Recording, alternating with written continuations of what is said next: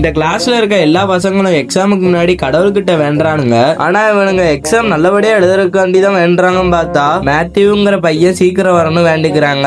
ஏன்னா இந்த ஸ்கூல்லயே அவன மாதிரி யாராலையும் பிட்டடிக்க முடியாது. அதனாலதான் மொத்த கிளாஸுமே அவனுக்காண்டி வெயிட் பண்றாங்க.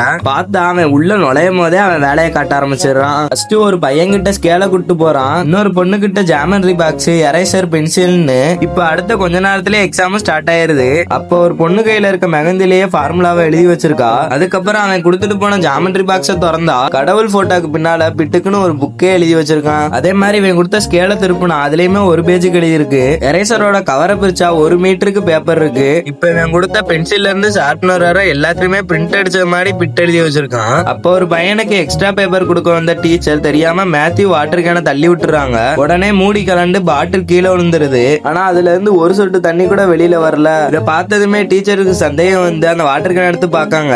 பார்த்தா வாட்டர்ல லேமினேட் பண்ணி வச்சுட்டு மூடியில பிட் எழுதி வச்சிருக்கான். சோ உடனே இவனை பிரின்சிபல் கிட்ட கூட்டிட்டு போயிடுறாங்க. ஆக்சுவலா உங்க அப்பா ஒரு போலீஸா, உங்க அம்மா ஒரு டீச்சரு. ஆனா பையன் படிக்காம பிட்டை வச்சு திருட்டுத்தனம் பண்ணிக்கிட்டு இருக்கான். சோ பிரின்சிபல் அவங்க அப்பா வர சொல்லி கம்ப்ளைண்ட் பண்ணிடுறாங்க. அவனோட அப்பாவும் அவனை கண்டிக்கிறேன்னு சொல்லி கூட்டிட்டு போயிடுறாரு. ஆனா கொஞ்ச நாள் கழிச்சு பார்த்தா அவங்க அப்பாவே போலீஸ் எக்ஸாம்ல பிட் அடிச்சு மாட்டிக்கிறாரு. அத நியூஸ் பேப்பர்ல போடுறாங்க.